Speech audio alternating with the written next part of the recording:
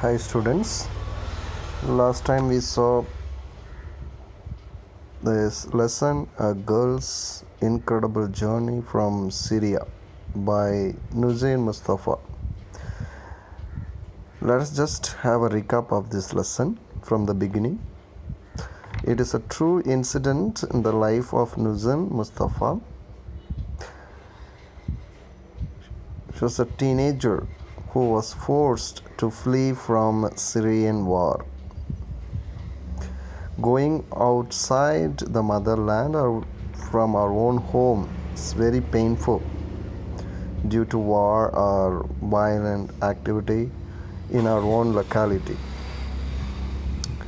So, how do we think war affects people? This we discussed in our class. Do you think the physically challenged or even worse affected by war? Of course, yes. Those who are physically healthy can escape the war running for their lives, whereas Nuzain Mustafa, being handicapped, would not be able to run for her life.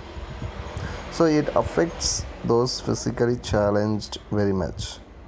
Let us read the story of Nuzain Mustafa, a teenager born with cerebral palsy. It is a disease, nerve issue or something like. Oh, it paralyzes your nerves and you can't walk properly. Some of your nerve systems don't work properly. A condition which makes the limbs and muscles permanently weak. She was forced to flee from her country, Syria, where the war began there. When the war began in Syria, she was forced to run away from or move from her place. So, from the sea, the island looked much further away. A dark grey dinghy was very small. Dinghy was the small boat by which she and some of her family members traveled, even though we had paid extra just to be 38 of us. 38 of them traveled, which was much better than the 50 or so we had seen crammed into earlier boats. Completely filled is crammed. 38 is far better than those 50. But it was still more than double the 15 maximum. It said on the box. 15 maximum it said, but these people were 38. Particularly with my wheelchair, and it felt very scratched. Scratched means squeezed, congested, like everything I was doing. It was my first time on a boat. I felt like a 6-year-old girl. She felt like 6-year-old girl, not a 16-year-old. At that time she was 16, but she still felt like she was a little one, very small girl. Why are you nervous? Asked Nazreen. I am not nervous. I am excited, doing everything for the first time, I replied. Though she was fearful a little bit, but she did not show up. She did not show up, and she instead showed her courage and said what? She was excited, doing everything for the first time. This was the first time to travel by a boat. Okay, so this is what she was excited about. It is not excitement, it is fear, she said. Don't be afraid. Who said? Nazreen said, it is not excitement, but it is fear. Don't be afraid. She never showed her own fear because she knew everything she did would affect me. She was the one who knew the outside world. Nazreen was the one who knew the outside world, and I took all my cues, all my signals and hints on how to react from her, how to show my face to her, because she could easily understand, because she was well known, she was in touch with the outside world, what others would think and so on, so she could read people's mind and judge. So I did my deep breathing from Brain Games. Brain Games is a TV show, okay, from 2 days, and looked around the boat at everyone. We were all spaced out, not completely conscious, but dazed, little worried, little tired from 2 days with little sleep. They were all tired and they were dozing off. Then, being in the hot sun with nothing to drink, they had nothing to drink and they were in the hot sun. My 3 cousins, whose mother and father had been shot, were sad and quiet. They were all quiet. Their mother and father were dead. Many people had closed their eyes and were praying. Nazreen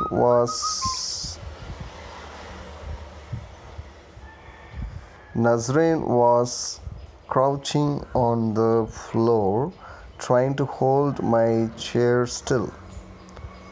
She was crouching. Crouching means squatting, sitting with the legs bent under the body and the head low. When we are sad, when we are confused or in different state of tension, we do this. We sit in this position. So thus Nazreen was sitting. Our elder sister Nada didn't look at the sea. Her baby and the 3 little girls were all crying, and she was focused on calming them. So she kept calming them. She was stressed because she had decided to take her children out of the poison environment of war. She had already decided to take her children out of the environment, poison environment. It is bitterness. War is not going to please anyone.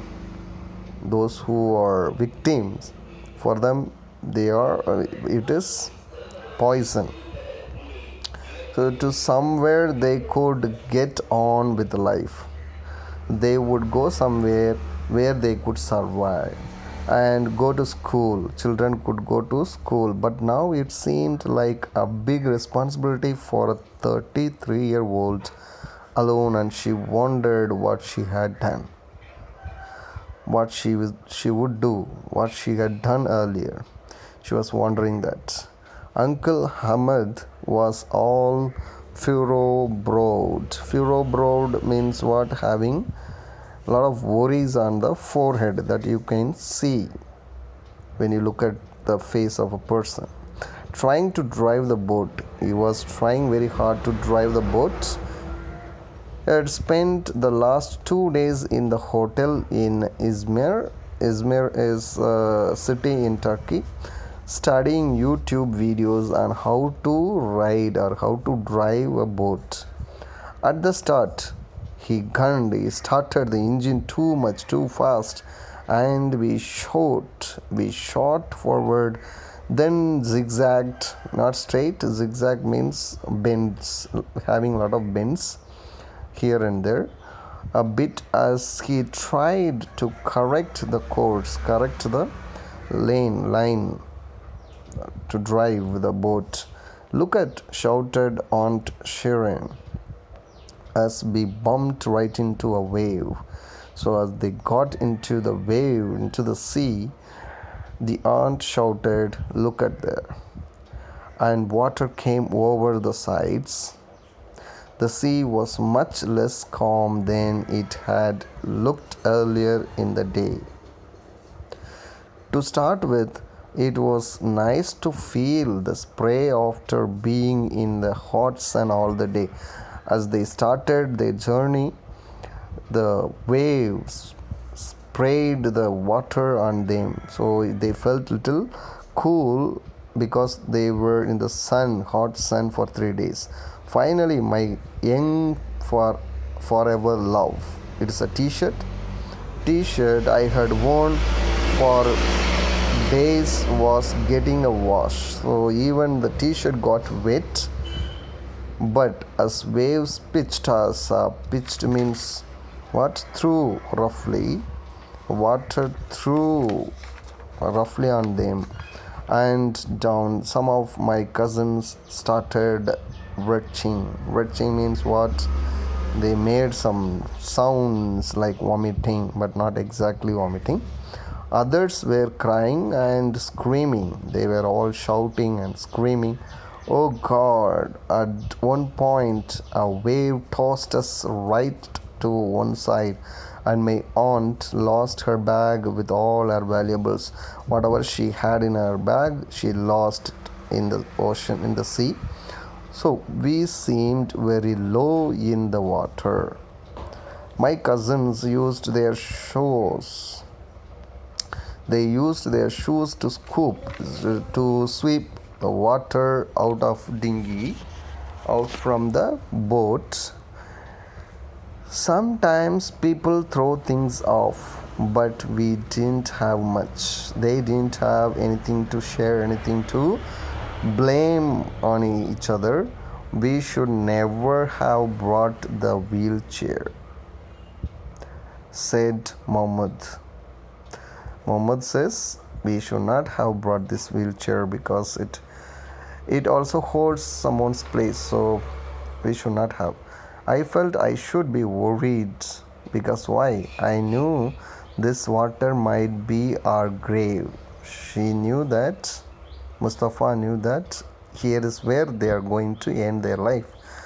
And of course, I can't swim. Why? Because she can't swim, because she is handicapped.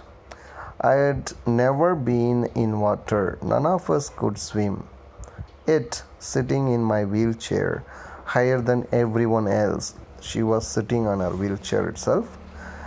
So she thought of herself like Poseidon. Poseidon is the god of ocean, the sea. It's a Greek god in his chariot. So she felt like she was sitting like Poseidon in a chariot. Chariot is a chair, where kings and ministers ride their horses sitting on their throne. I tried to imagine the hippocampus, the half horse and half fish that towed it along. Towed means pulled along, and fancied that means imagine that through the spray of the water from the sea, I could see the Nereids. Nereids is the daughters of Poseidon, riding the horsefish, tossing their long hair and laughing in the wind. So she imagined herself like Nereids. I smiled at the thought, so she laughed at her thought itself. Look, Nada, how beautiful it is. I cried as we were tossed up and down. I laughed every time we were hit by another wave, even though we were drenched through. You need a psychiatrist laughing here, said someone.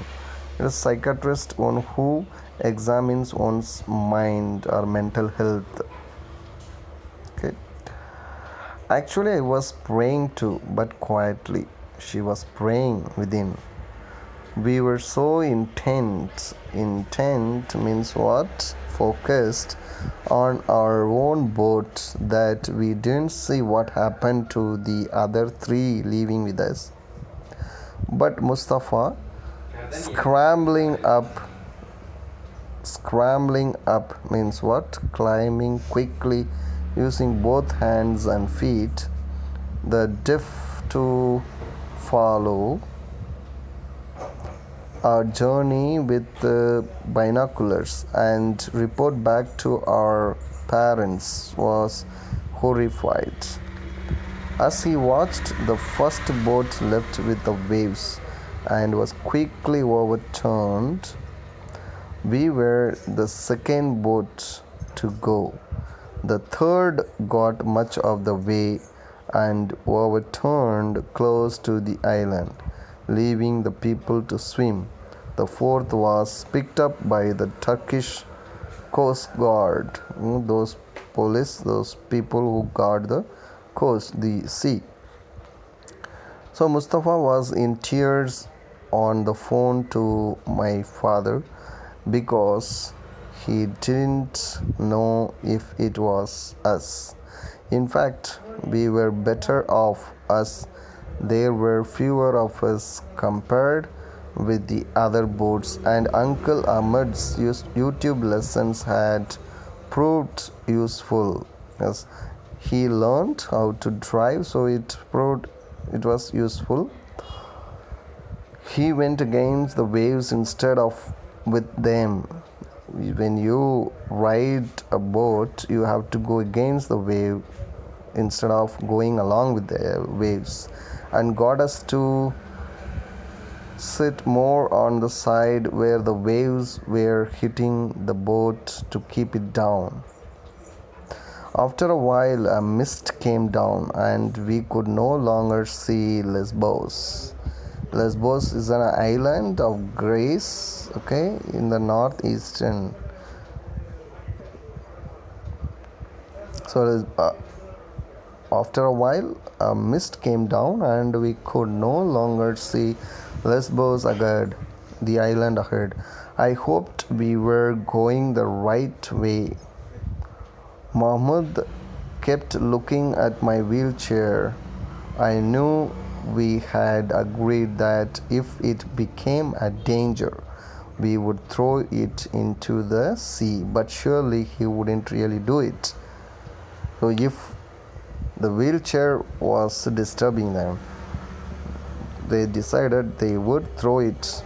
Okay, she herself decided she would throw it in the sea, but he would not accept. Mahmud would not really do that. That's what she believed. So I hope until here the lesson is clear to you, and rest of it can be seen in our next class. Thank you.